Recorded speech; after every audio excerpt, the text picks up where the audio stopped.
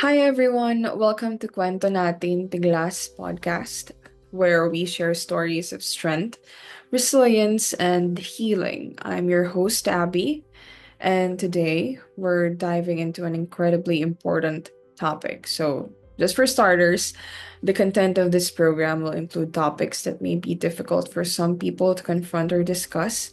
We will try our best to flag especially difficult content proactively, and we'll do our best to make this program a space where you, our dear listeners, can listen and engage bravely, empathetically, and thoughtfully. So, our topic is the mental health recovery process for sexual assault survivors. So, if you or someone you know is struggling with the aftermath of trauma, this episode is for you. Our guest today is Ms. Yoda Fer Ramos, a licensed psychologist and guidance counselor with over 3 years of experience now working with the Data Center College of the Philippines in Baguio.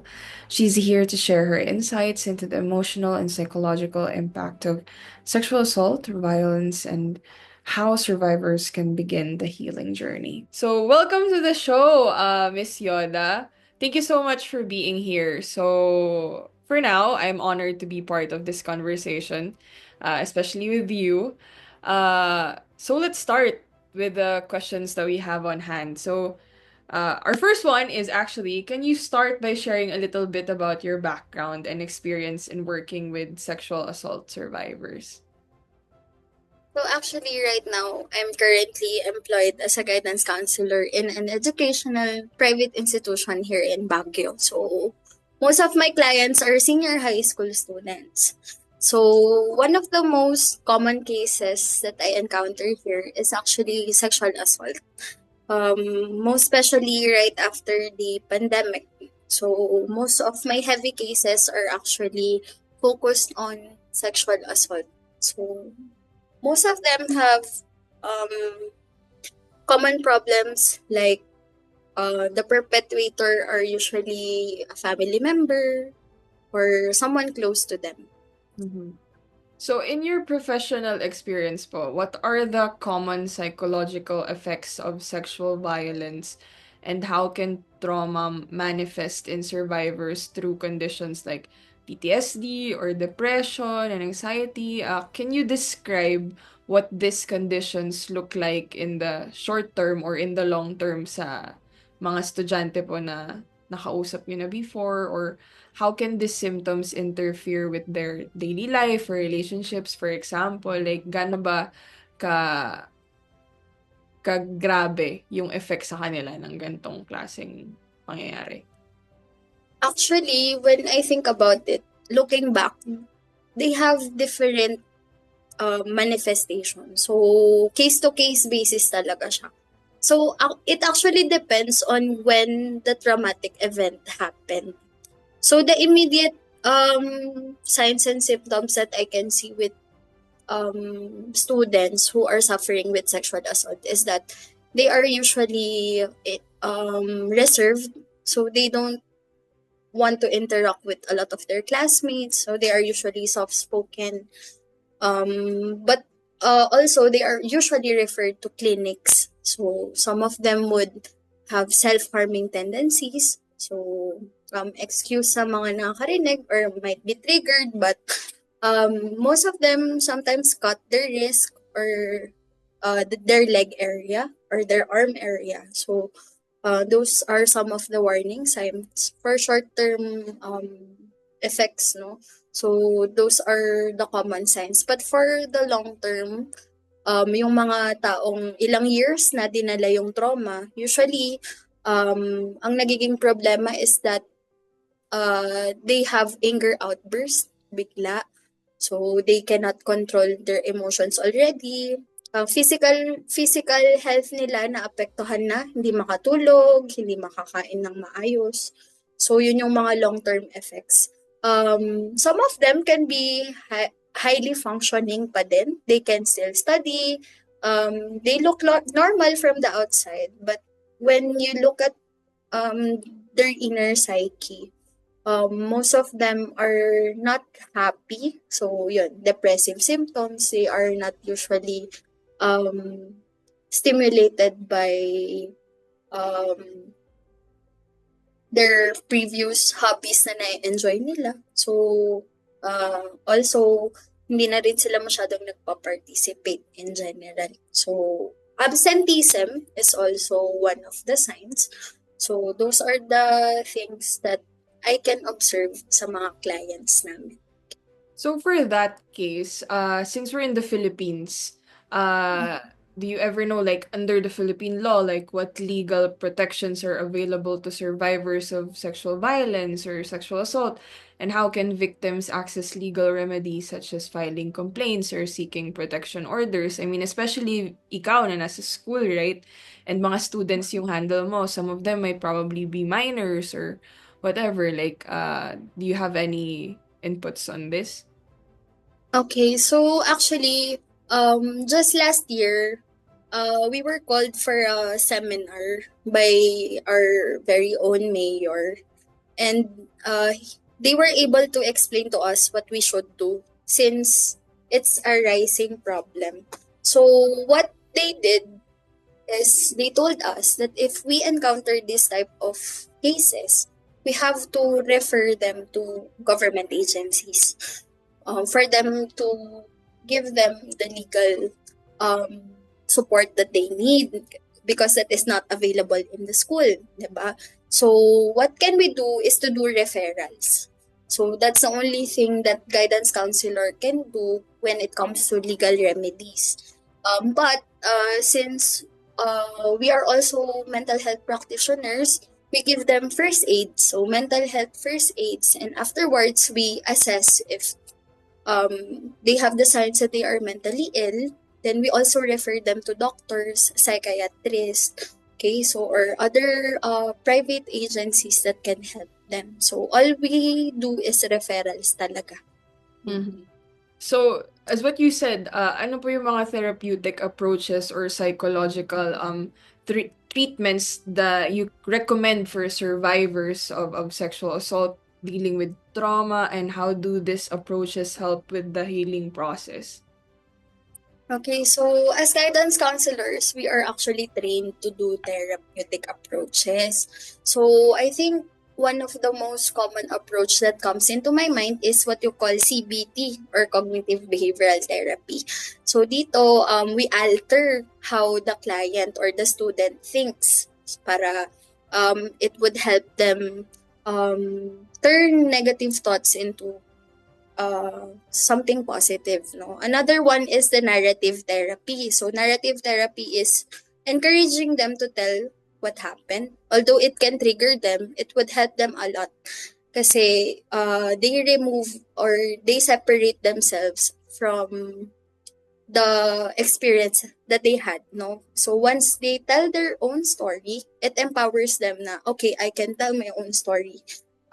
This story would not control me. So that can be one of the therapeutic approach. And siguro yung pinapractice ko rin is the mindfulness. Yung mindfulness is a very simple concept wherein we focus on the here and now. So yun yung focus ng therapy na yun. No? So in-strengthen namin yung positive aspects of their present life and try to encourage them to focus on the present instead of their past experiences. So those are just some of the therapeutic approach and treatments that we do for clients who are sexually assaulted. Yes, thank you for that. Also, syempre, may mga listeners tayo na hindi lang naman sa school sila nakaka-open up ng ganito or something like that. Can you tell us about mental health services and resources available in the Philippines for survivors of sexual assault or violence, including government programs or NGOs, as what you've mentioned earlier, na yung mayor niyo mismo yung nagpatawag ng meeting for all of the guidance counselors and stuff. So, yun po.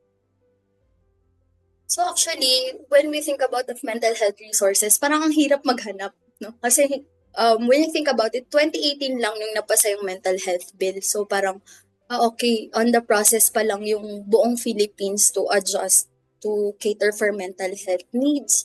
So unfortunately, let's be honest, hindi lahat ng areas sa Philippines have immediate resources for mental health.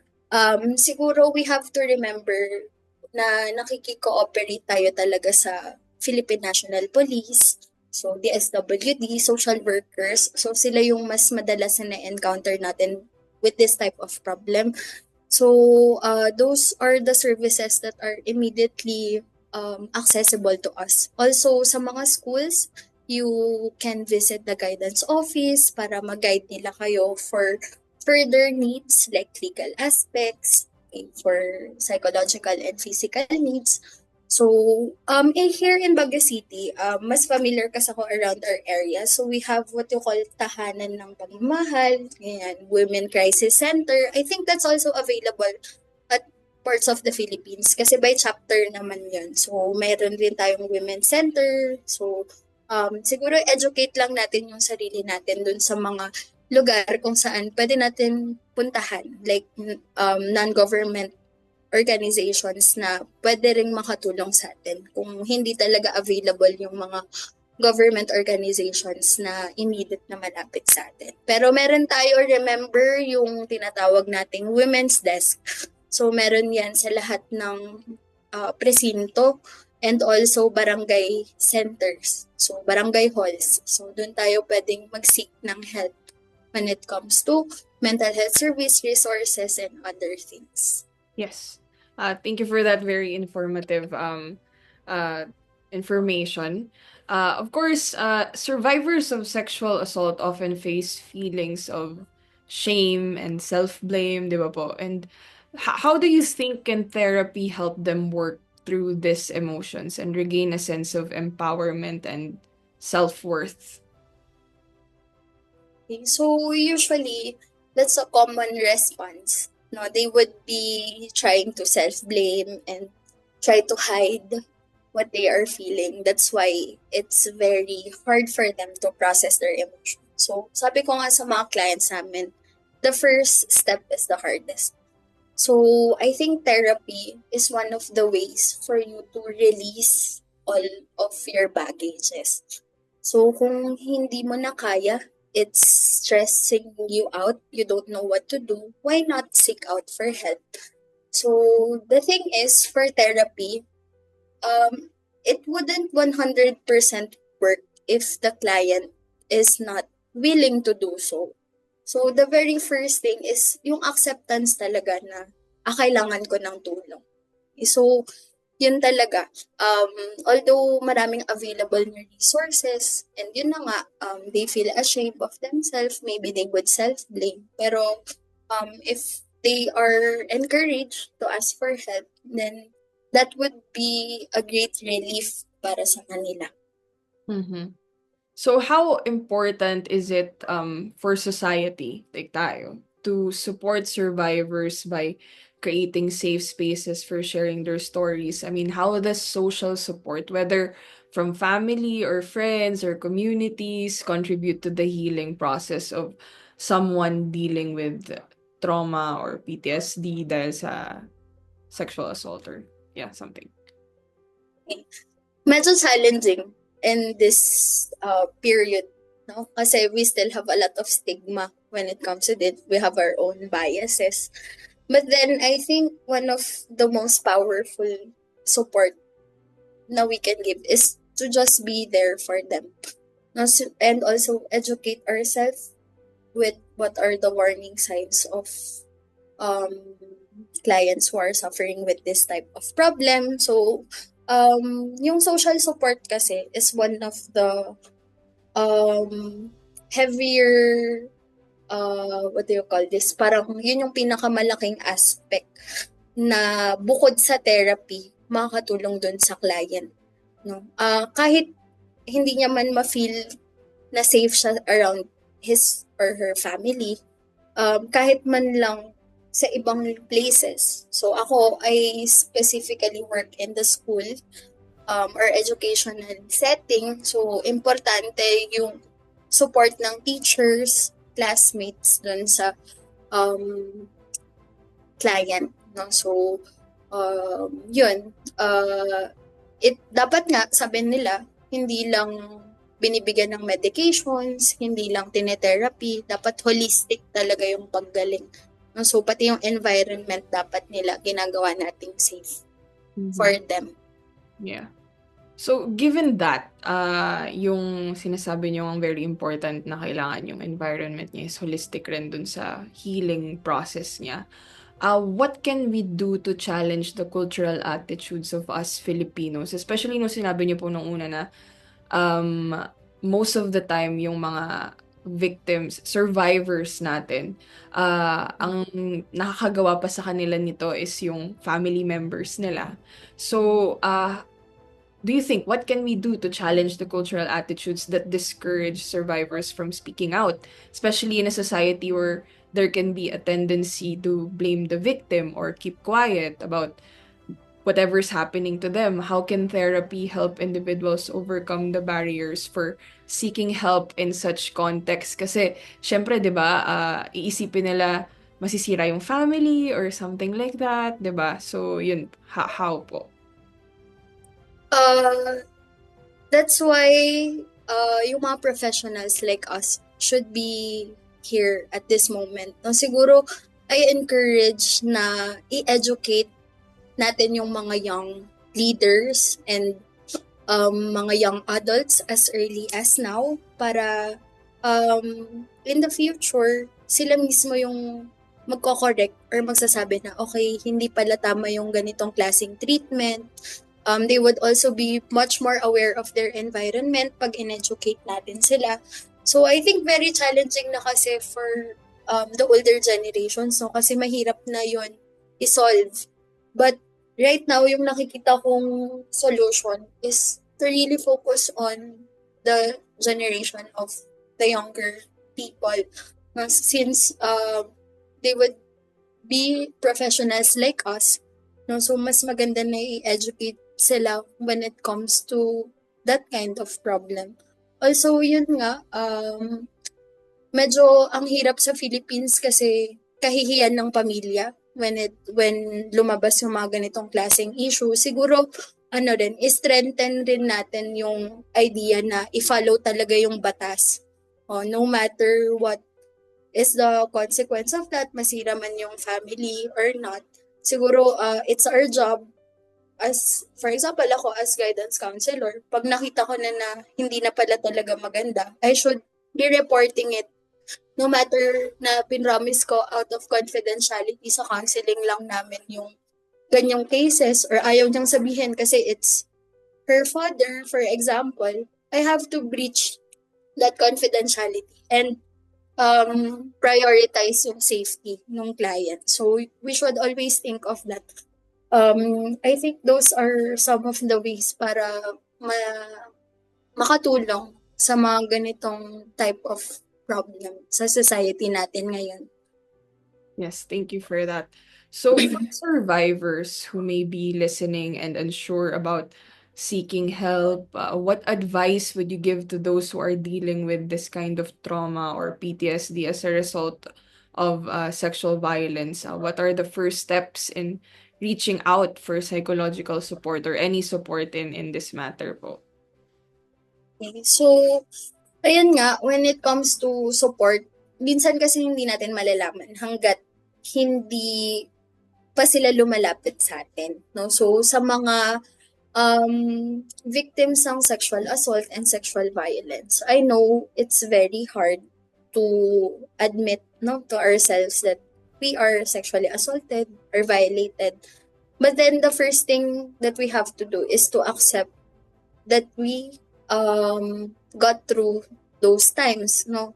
So dapat i-encourage natin yung bawat isa, no? So mahirap man na mag-seek ng help sa umpisa, but if you find a person who you trust, no? I encourage you to tell it to them, no? It might be your close friend. Siguro yun yung pinaka pakonti-konti natin siyang gawin. Siguro try natin siyang sabihin sa taong pinaka pinagkakatiwalaan natin. Ngayon, may mga services na hindi natin nakikita around us na pwedeng makatulong sa atin. So, wag tayong mahihiyang lumapit kasi hindi ka matutulungan kung hindi mo tutulungan yung sarili mo. Okay, Mhm. so yun yung talagang kailangan natin tandaan.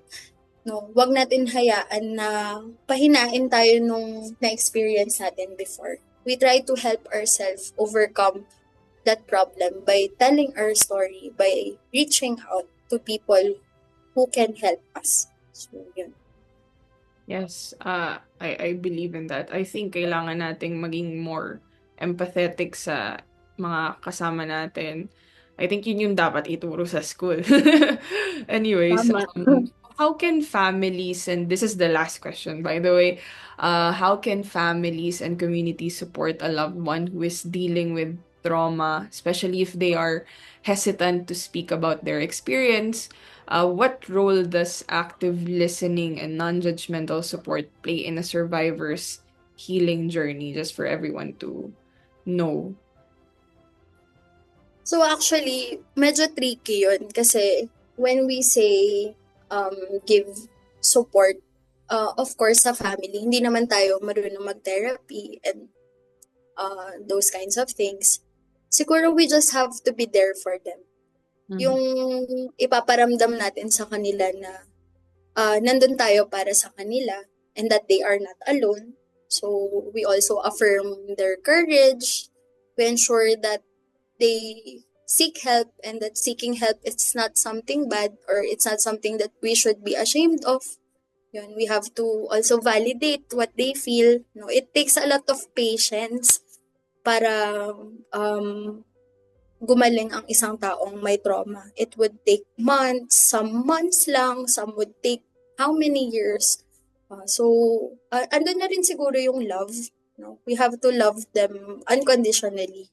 No? Although there are times that it would be hard for us to understand what they're really going through, but we have to love them and be there for them for the most or lalo-lalo na sa mga times that they need us. So, ayun, let's not also pressure them to get well kaagad, no? Yes. It would be a roller coaster ride. I will say it. It's not easy to go to therapy. Sometimes Mhm. you'll feel okay. Sometimes you'll get back at the bottom. You know? So, as families or as part of the community or as their friend, we have to be patient with them. We have to be there through ups and downs.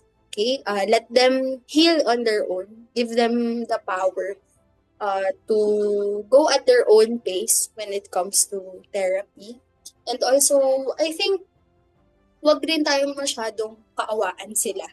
Okay, so we treat them normally. No? So we try to um, live life normally together with them for them to feel no, empowered for themselves. Kasi mahirap rin kapag masyado natin silang kinakawaan dahil dun sa mga na-experience nila before. Yan. So yun lang, be empathetic din, yan tama.